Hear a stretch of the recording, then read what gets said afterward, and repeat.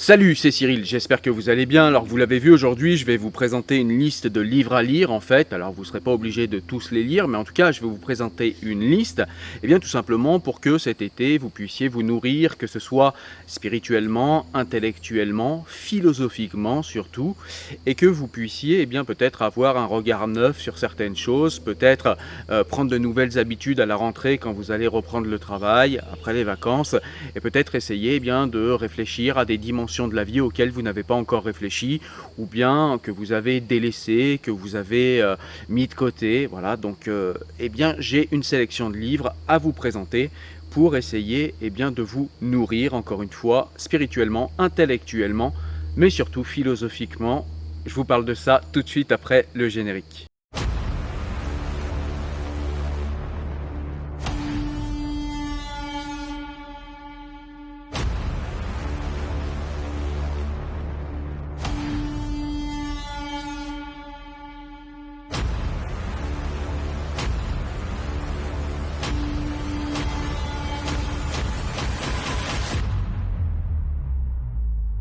Alors avant de commencer à vous parler de cette liste de livres, je voulais tout simplement vous indiquer déjà que bien, la sélection de livres que je vais vous présenter a été choisie parmi les livres que j'ai lus l'année dernière, c'est-à-dire de juillet 2022 à ce mois, juillet 2023. Et ce sont également des livres que j'ai tous présentés sur la chaîne, donc là je vais vous les présenter succinctement, mais vous aurez dans la description bien, un lien vers chacun des livres, vers chacune des présentations plus complètes de chacun des livres. Allez, on est parti sans plus attendre. Alors, je vais vous parler dans cette liste de Machiavel. Machiavel avec Le Prince. Pourquoi en fait c'est un livre à lire et un livre intéressant, c'est un classique que beaucoup ont lu, mais il y a encore quelques personnes qui ne l'ont pas lu, ou alors qui l'ont oublié et qui devraient le relire, parce que je trouve que c'est un livre intéressant en fait dans ce contexte, dans cette époque de renouveau malheureux de la guerre en Europe. Ça nous permet bien, de nous rappeler ce que doit faire un politique pour garder le pouvoir, pour avoir de la puissance et pour bien, régner d'une manière bienveillante, c'est pas le mot avec Machiavel, mais d'une manière utile, d'une manière efficiente sur un peuple. Et je trouve que c'est intéressant parce que bien, ça nous parle également de la manière de faire la guerre, de la manière de garder un État soudé, ça nous parle, bref, de la manière de gouverner au sens large. Et même si très souvent aujourd'hui, avec le mot commun machiavélisme, on a un petit peu l'impression que Machiavel, c'est quelqu'un qui prône le mal pour le mal, c'est quelqu'un qui prône en fait les mauvaises valeurs morales, eh bien en fait c'est pas tout à fait ça, c'est même pas du tout ça en fait. C'est-à-dire que bien, dans Le Prince, le propos de Machiavel n'est pas immoral, il est amoral. C'est-à-dire que la morale en fait n'est pas le sujet pour Machiavel quand on veut se maintenir au pouvoir et quand on veut bien, régner sur une nation d'une manière utile. Ce qui compte pour Machiavel, c'est l'efficience de ce qu'on fait. Est-ce que ça fonctionne? Est-ce que ça fonctionne pas? Est-ce que ça marche? Est-ce que je vais pouvoir garder le pouvoir ainsi? Est-ce que mon peuple va m'obéir? Est-ce que mes armées vont répondre correctement? Etc. Est-ce que ma nation va être puissante ou pas? Voilà. Donc c'est ça qui est intéressant dans Le Prince de Machiavel, c'est tout ce côté utilitaire, utilitariste, qui se passe de la morale, mais qui a quand même pour fond, comme utilité, bien, de maintenir l'unité d'une nation, de maintenir l'unité d'un pays, et de maintenir un prince, de maintenir un dirigeant en haut, à la tête, d'une manière puissante, de ceux qu'il prétend gouverner. Donc c'est un livre vraiment intéressant qu'il faut absolument lire. Le livre suivant est un livre plus philosophique, c'est un livre de Sénèque, c'est un livre qui permet de s'interroger, en l'occurrence sur bien, le temps qu'on passe à vivre, puisque le livre c'est de la brièveté de la vie. Et dans ce livre-là, Sénèque nous pose la question et s'interroge avec nous sur cette question existentielle que beaucoup d'entre nous se posent, c'est-à-dire est-ce que la vie est trop courte? Et la réponse de Sénèque, je vous laisserai le voir dans la vidéo que j'ai fait de présentation plus complète et en lisant le livre, j'espère, parce que c'est le but que vous lisiez le livre. Mais quand même, dans de la brièveté de la vie, on voit quand même que c'est pas forcément la vie qui est trop courte, c'est très souvent nous qui gaspillons notre temps, à des choses qui ne sont pas utiles, dont on pourrait se passer, et c'est que nous ne portons pas assez attention en fait au temps qui passe, parce que le temps est un bien immatériel, et comme tout ce qui est immatériel, chez nous, occidentaux, malgré toutes les qualités que nous avons, nous avons un défaut, c'est que tout ce qui n'est pas matériel, nous n'y prêtons pas beaucoup d'attention, et il en est ainsi pour le temps qui passe, et qui file entre nos doigts trop souvent. Le livre suivant, c'est un livre d'Épicure et c'est la fameuse lettre à Ménécée. Je vous ai fait une vidéo où je vous fais la lecture de la lettre à Ménécée puisqu'elle est assez courte et puis je vous fais du coup une analyse et une explication de ce qui me paraît important dans la lettre à Ménécée. La lettre à Ménécée, elle est très très bien parce que ça résume dans les grandes lignes l'épicurisme. Très souvent aujourd'hui on pense, toujours pareil dans le langage commun, on pense que l'épicurisme, c'est profiter de la vie dans une espèce d'orgie de sens, d'orgie de plaisir, etc. Alors que l'épicurisme, c'est pas ça du tout. Au contraire, c'est plutôt l'ascèse, c'est plutôt l'ataraxie du corps et de l'âme, c'est-à-dire éviter la douleur, essayer d'aller vers des plaisirs, mais d'une manière modérée, en ayant bien conscience que les plaisirs auxquels on cède doivent être bons à court et à long terme pour nous, et ne doivent pas troubler ni notre corps, ni notre âme, et ni gâter notre corps, ni gâter notre âme. Donc c'est un livre intéressant que je te propose, qui est très très court et qui s'appelle La lettre à Ménécée d'Épicure. Tu as également dans cette liste un livre que j'ai placé qui est l'Apologie de Socrate. L'apologie de Socrate, en fait, c'est le dialogue socratique qui nous montre Socrate au moment, en fait, où il passe devant le tribunal d'Athènes. Il est accusé d'athéisme et il est accusé de corrompre la jeunesse. Et je trouve ce livre intéressant tout simplement parce que, il nous montre bien la rhétorique. La rhétorique, c'est pas le mot, mais en tout cas, la dialectique ou plutôt la maïotique socratique, c'est-à-dire la manière dont Socrate se défend quand il est accusé, la manière dont il interroge la manière dont il interroge ce que chacun souhaite, la manière dont il interroge les intérêts, la manière dont il interroge les volontés de chacun. C'est-à-dire que, il y a quelqu'un qui, c'est Mélétos, qui accuse Socrate justement de corrompre la jeunesse.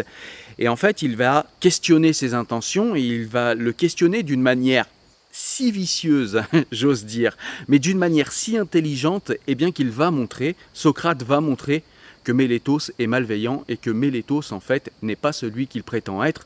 Et je trouve que c'est intéressant parce que cette manière d'interroger les intentions des gens, est une manière qui peut nous servir dans la vie de tous les jours, mine de rien.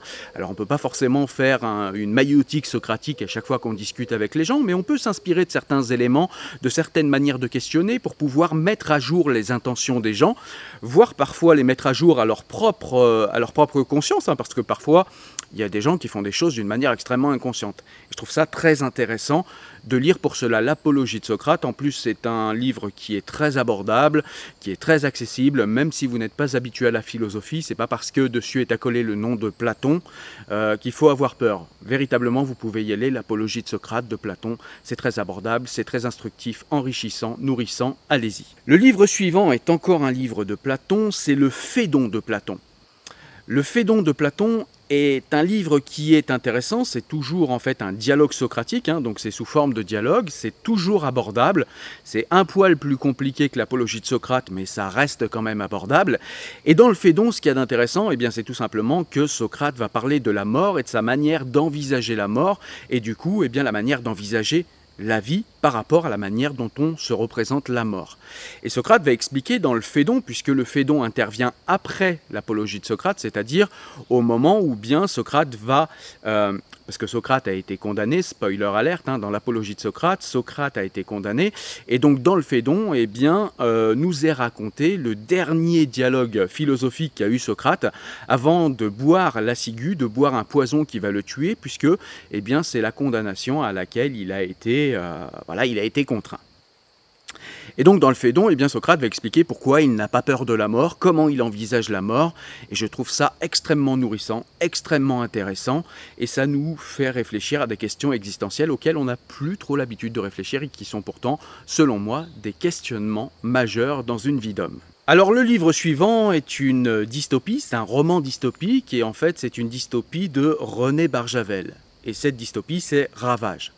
Alors Ravage est une dystopie, il y en a beaucoup des dystopies de René Barjavel, je vous en ai présenté plusieurs sur la chaîne, je vous laisse aller les voir, mais Ravage me paraît plus intéressante que les autres parce que elle nous fait réfléchir à quelque chose qui est d'actualité aujourd'hui et qui est extrêmement intéressant aujourd'hui.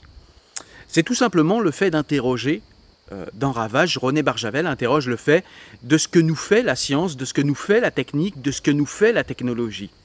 Et il nous montre en fait dans ce roman que finalement la technologie nous vole nos capacités intellectuelle, nous vole nos capacités cognitives et nous vole notre force, nous vole notre puissance, nous vole notre santé. Comment? Eh bien tout simplement parce que à chaque fois que nous laissons la technique faire quelque chose à notre place, nous oublions nous-mêmes comment nous devons faire cette chose. Et donc du coup, nous laissons les machines les faire pour nous. Comme exemple, je peux vous donner la nourriture. Aujourd'hui, qui sait véritablement faire un jardin? Pas un petit jardinet comme ça avec 2-3 aromates et quelques légumes pour se faire plaisir. Non, je vous parle d'un jardin qui est capable de nourrir une famille toute l'année. Qui est capable de faire ça aujourd'hui? Eh bien plus personne tout simplement, ou si peu, tout simplement parce que on a délégué cette technique, on a délégué ce pouvoir à d'autres entités, à des entités techniques, à des entités agricoles, agroalimentaires, etc. Qui aujourd'hui, par exemple, serait capable de faire pousser un arbre, de prendre soin d'un arbre, sans avoir d'accès à Internet ou sans avoir de technologie autour de lui? Qui serait véritablement capable de faire ça? On nous a ravis des savoirs ancestraux qui nous permettent de vivre dans la nature sans avoir de supermarché, sans avoir d'industrie agroalimentaire, sans avoir d'agroagriculture, etc., etc. Et donc ça, c'est un exemple, il y en a d'autres dans le roman, mais c'est un exemple pour nous montrer à quel point la science, la technique, nous ravissent nos savoirs et nous rendent extrêmement dépendants de cette science, de ces techniques et de ces agro-industriels, tout simplement parce que s'ils venaient à disparaître, n'ayant plus ces savoirs, nous allons tout simplement mourir parce que nous ne serons plus en capacité de nous nourrir, nous ne sommes plus autosuffisants. Et puis, je le disais, René Barjavel explique que peut-être que cette technique nous rend aussi beaucoup plus faibles. Alors pour ça, il faut que j'explique tout simplement que, contrairement par exemple à une voiture ou, je sais pas, un lecteur cassette ou à un autoradio, l'être humain devient plus fort quand il utilise ses capacités, quand il utilise ses muscles.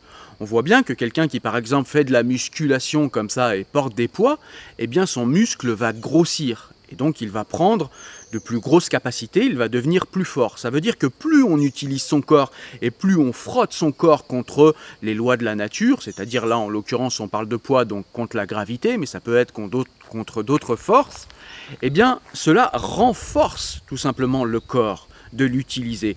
Alors qu'au contraire, si vous utilisez votre voiture, au fur et à mesure où vous l'utilisez, tout simplement, elle se dégrade. Et il faudra la réparer, pareil pour un poste-cassette, pareil pour tous les objets matériels. Mais un corps, lui, si vous ne l'utilisez pas, si vous n'utilisez pas par exemple vos bras, ils vont avoir tendance à avoir des muscles qui vont s'atrophier. Et donc moins vous utilisez votre corps, plus il devient faible.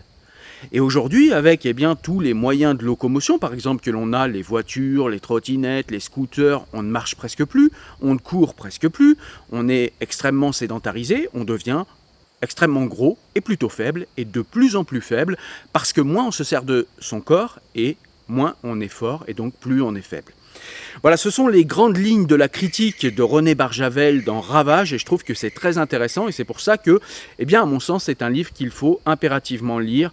Il y a d'autres points intéressants, il y a d'autres points, là je t'ai donné les interrogations les plus fortes du bouquin, mais il y a vraiment plein d'autres interrogations hyper pertinentes, hyper intéressantes et d'actualité. C'est assez fascinant parce que le livre a été écrit il y a longtemps. Le livre suivant est un livre polémique qui s'appelle Le Camp des Saints de Jean Raspail. Jean Raspail est un auteur très à droite et c'est un auteur qui a questionné l'immigration de masse il y a très longtemps. Et donc il y a eu une réédition de son livre Le Camp des Saints qui était sorti dans les années 70 et qui a été réédité en 2011. Et c'est un livre qui fait polémique tout simplement parce qu'il pose des questions gênantes, des questions auxquelles on n'est plus habitué à se confronter.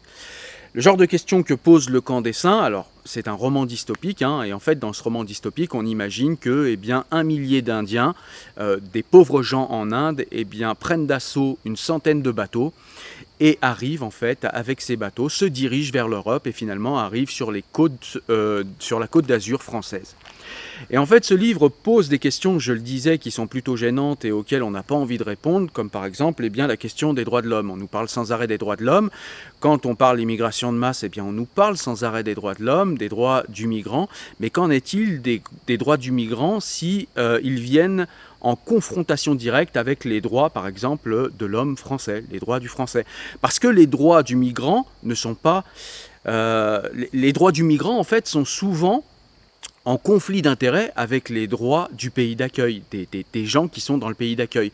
Du coup, il y a un conflit en fait. Et du coup, eh bien, qu'en est-il de ces fameux droits de l'homme? Est-ce que ces droits de l'homme sont universels et est-ce que, eh bien, on peut penser le fait que, eh bien, si on doit respecter effectivement les droits de l'homme migrant, eh bien, il faut respecter aussi les droits de l'homme, eh bien, du pays d'accueil et les droits de ces hommes-là à vivre en paix, à vivre de la manière dont ils le souhaitent et à être souverains en leur pays. Donc ça pose des questions comme ça qui sont très intéressantes et puis il pose des questions aussi encore plus gênantes au niveau démographique. C'est-à-dire qu'en est-il de la mort démographique d'un peuple?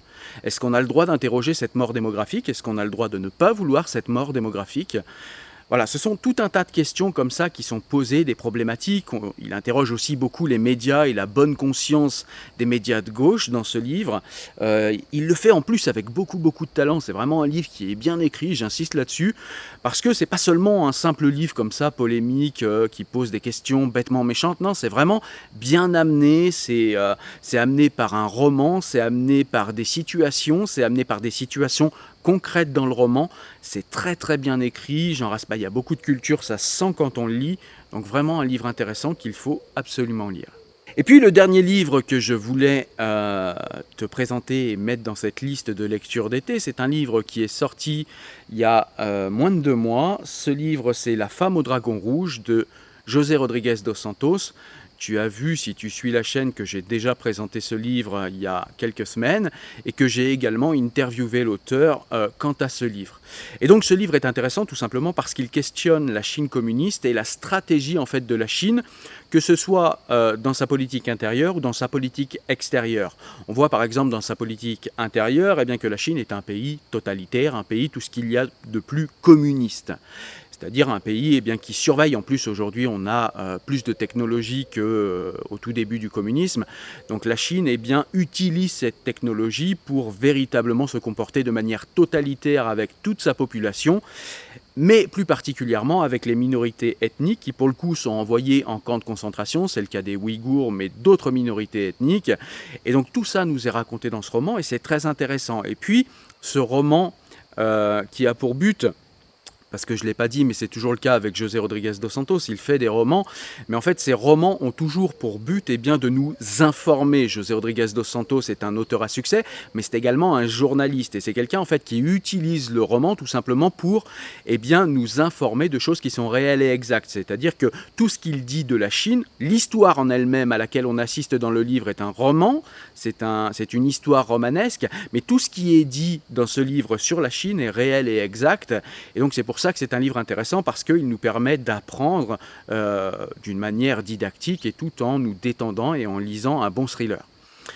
Et puis, je le disais, ce livre questionne la politique intérieure de la Chine, mais il questionne aussi la politique extérieure de la Chine. Et du coup, eh bien, ça nous permet de nous questionner sur la géopolitique mondiale, tout simplement parce que la Chine eh bien, utilise sa richesse d'aujourd'hui, puisque eh bien, on a délocalisé les entreprises de beaucoup de pays occidentaux en Chine. Il y a eu un transfert de savoir, il y a eu un transfert de compétences, et du coup la Chine eh bien, aujourd'hui est un pays qui compte et qui a une économie qui est en forte croissance, et c'est un pays en fait qui aujourd'hui a des moyens.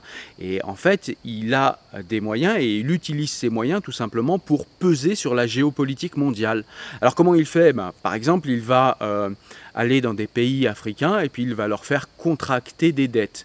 Même si ces dettes, ils savent très bien que les pays africains en question ne pourront jamais les payer, eh bien c'est un moyen de faire pression sur eux pour par exemple un vote à l'ONU, pour par exemple des positions géopolitiques mondiales, pour par exemple, je ne sais pas, prendre un de leurs ports et puis avoir un port dans tel ou tel pays. On a l'exemple par exemple du Sri Lanka, où la Chine eh bien, a financé un magnifique port au Sri Lanka, tout en sachant que le Sri Lanka ne pourrait jamais s'acquitter de l'emprunt qui a été contracté pour la construction de ce port.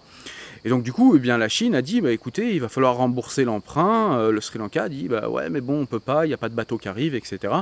Et puis du coup, les Chinois arrivent toujours avec une espèce de gentillesse qui est le masque de leur rapacité et qui disent, Bah, écoutez, c'est pas grave, vous pouvez pas payer, nous on est bienveillants, ce qu'on va faire, c'est que, eh bien, on va annuler votre dette, mais du coup, eh bien, le port là qu'on a construit, eh bien, il est à nous.